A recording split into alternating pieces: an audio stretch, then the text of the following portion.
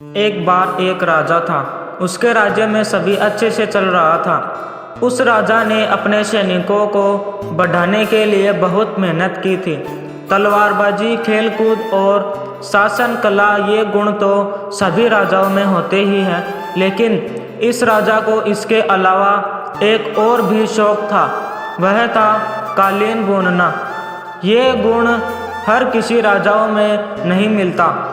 राजा के इस काम को बहुत पसंद किया जाता था, लेकिन इसके साथ ही यह भी कहा जाता था कि यह काम एक राजा के लायक का नहीं होता। एक बार की बात है, जब वह राजा अपने सैनिकों के साथ जंगल में शिकार के लिए गया। वहाँ पर अचानक वह अपने सैनिकों से बिछड़ गया।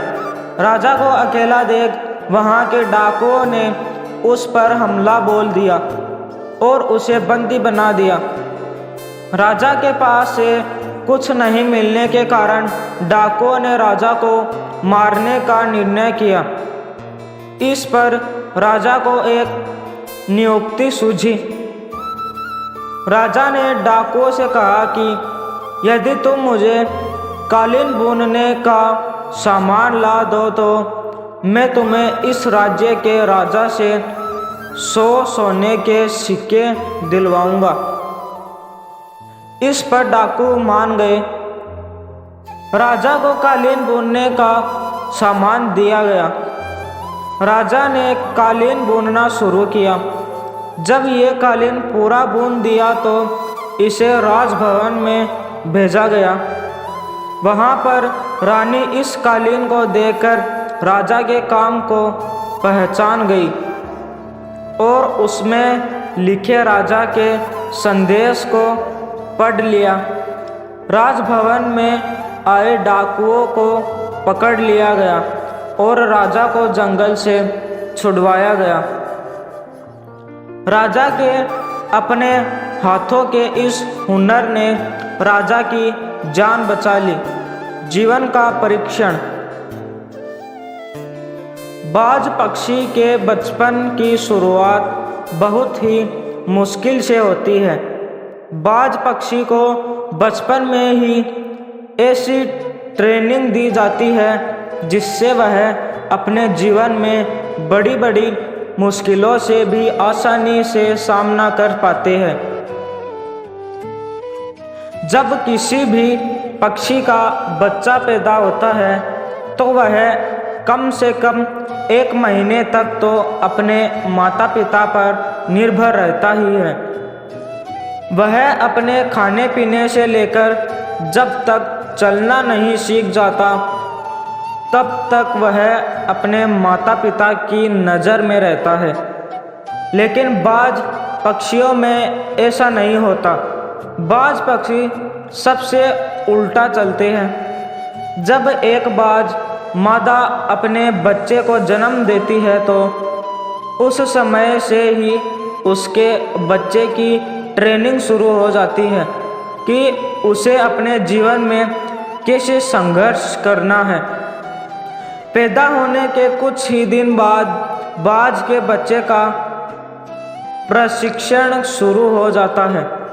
उसके प्रशिक्षण के पहले पड़ाव में मादा बाज अपने बच्चे को चलना सिखाती है। जब बच्चा भूखा होता है तो उसकी माँ खाना लाती है, जैसा कि सभी पक्षी करते हैं। लेकिन बाज सीधा अपने बच्चे को खाना नहीं देते। मादा बाज खाना लाकर अपने घोंसले से कुछ दूर पर खड़ी रह जाती है। तब तक उसे खाना नहीं देती जब तक वह खुद चलकर उसके पास नहीं आ जाता। जब बाज के बच्चे को तेज भूख लगती है तो वह खाने के लिए अपनी माँ के पास जाता है। धीरे धीरे संघर्ष करके मुश्किल से चलकर अपनी माँ के पास पहुँचता है। उस समय उसे कई सारी मुश्किलों का भी सामना करना पड़ता है। उसे कई चोटें भी लगती है, लेकिन उसकी माँ उसे खाना तक नहीं देती। जब तक वह खुद उसके पास चलकर नहीं आ जाता।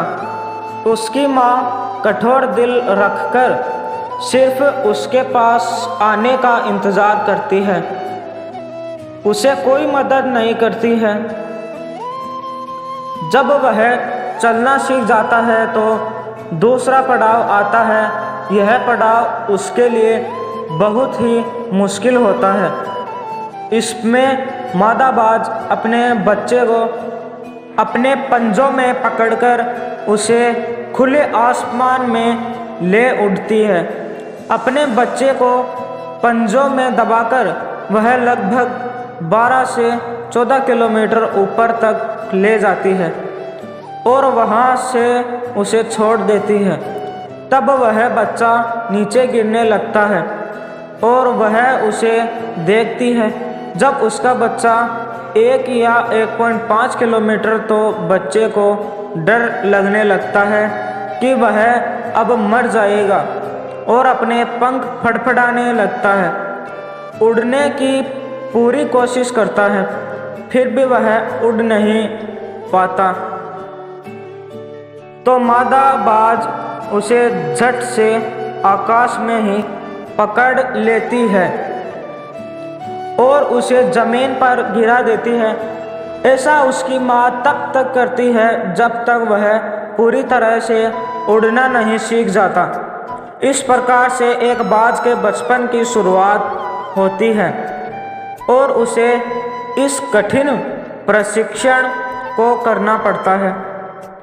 इस कठिन प्रशिक्षण से वह अपने जीवन में बहुत कुछ सीखता है। इसके कारण ही वह अपने से दोगुना वजनी का भी आसानी से शिकार कर सकता है और उसे आसमान में ले उड़ता है। इस प्रशिक्षण से वह मजबूत और शक्तिशाली हो जाता है।